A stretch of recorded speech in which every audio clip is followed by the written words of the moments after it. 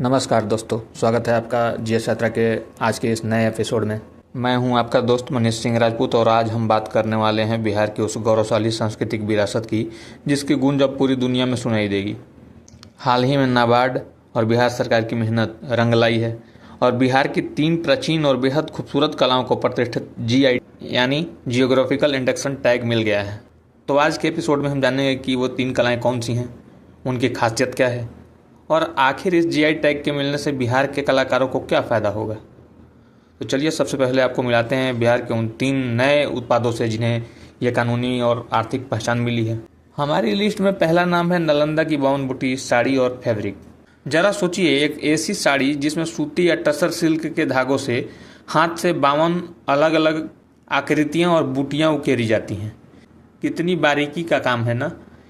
इस हथकरघा कला में आपको कलम, बोधि वृक्ष और शंख जैसे बौद्ध धर्म और स्थानीय संस्कृति के प्रतीक देखने को मिलेंगे। इसका मुख्य केंद्र नालंदा जिले का बसवन बिघा गांव है। अब चलते हैं गया जिले की तरफ। दूसरी कला जिसे यह टैग मिला है वो है गया का पत्थरकट्टी स्टोन क्राफ्ट। इसका इतिहास कोई आज का नहीं है बल्कि लगभग 300 साल पुराना है। गया के पत्थरकट्टी गांव के शिल्पी सिर्फ एक छेनी और हथौड़े की मदद से काले ग्रेनाइट पत्थर पर भगवान बुद्ध, भगवान महावीर और अन्य देवी देवताओं की इतनी जीवंत मूर्तियां तराशते हैं कि लगता है मानो पत्थर अभी बोल पड़ेगा। और हमारी तीसरी कला है भोजपुर की पीढ़िया पेंटिंग। यह कोई आम चित्रकला नहीं है बल्कि यह भोजपुर की ग्रामीण महिलाओं द्वारा सहेजी गई एक लोक कला है। इसे खास तौर पर पारंपरिक और सामाजिक उत्सवों पर बनाया जाता है। रंगों के जरिए ये महिलाएं ग्रामीण संस्कृति, लोक जीवन और पारिवारिक रिश्तों की इतनी सुंदर कहानी बुनती हैं कि आप बस देखते रह जाएं। वैसे दोस्तों, ये पहली बार नहीं है जब बिहार के किसी उत्पाद को जीआई टैग मिला हो। बिहार की झोली इस मामले में पहले से भी काफ़ी भरी हुई है। क्या आपको पश्चिम चंपारण का सुगंधित मरचा चावल याद है, या फिर पूरे देश में मशहूर मुजफ्फरपुर की शाही लीची, या भागलपुर की जर्दालू आम तो याद ही होगी। और मिथिला का मखाना तो आप सभी ने खाया ही होगा। इतना ही नहीं, हस्तशिल्प में मधुबनी पेंटिंग, भागलपुरी सिल्क और स्वादिष्ट मिठाइयों में नालंदा का सिलाव खाजा भी इसी खास क्लब का हिस्सा है। और अब इन 3 कलाओं के जुड़ने से यह लिस्ट और भी शानदार हो गई है। अब आप में से कुछ लोग सोच रहे होंगे कि आखिर ये जीआई टैग होता क्या है और इसके मिलने से इतना जश्न क्यों मनाया जा रहा है।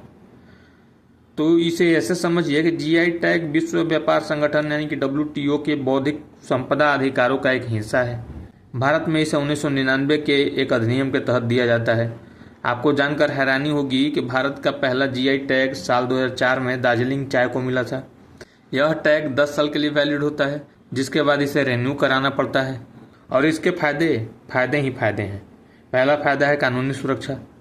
अब कोई भी 52 बुट्टी या पत्थलकट्टी की नकल करके उसे असली बताकर नहीं बेच सकता है। दूसरा है आर्थिक फायदा। इस टैग से उत्पादों की नेशनल और इंटरनेशनल मार्केट में डिमांड बढ़ती है, जिसका सीधा पैसा हमारे स्थानीय बुनकरों, महिलाओं और मूर्तिकारों की जेब में जाता है। और तीसरा बड़ा फायदा है सांस्कृतिक कूटनीति। जो कलाएं धीरे धीरे गुमनामी के अंधेरे में खो रही थीं, उन्हें अब अंतर्राष्ट्रीय मंच मिलेगा। इससे बिहार के कल्चर टूरिज्म को भी पंख लगेंगे।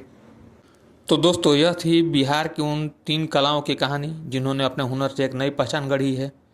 आज की यह चर्चा बीपीएससी जैसे परीक्षाओं या बिहार सरकार द्वारा ली जाने वाली अन्य परीक्षाओं के लिए भी काफ़ी उपयोगी होगा, क्योंकि यहाँ से करेंट अफेयर्स के प्रश्न बनते हैं। उम्मीद है आपको आज का यह एपिसोड पसंद आया होगा। अगर आपको हमारा यह पॉडकास्ट अच्छा लगा तो इसे अपने दोस्तों के साथ शेयर ज़रूर करें और हमें बताएं कि आपको बिहार की कौन सी कला या उत्पाद सबसे ज़्यादा पसंद है। मिलते हैं अगले अंक में किसी नई रोचक जानकारी के साथ। तब तक के लिए अपना ख्याल रखिए, पढ़ते रहिए, बढ़ते रहिए। जय हिंद।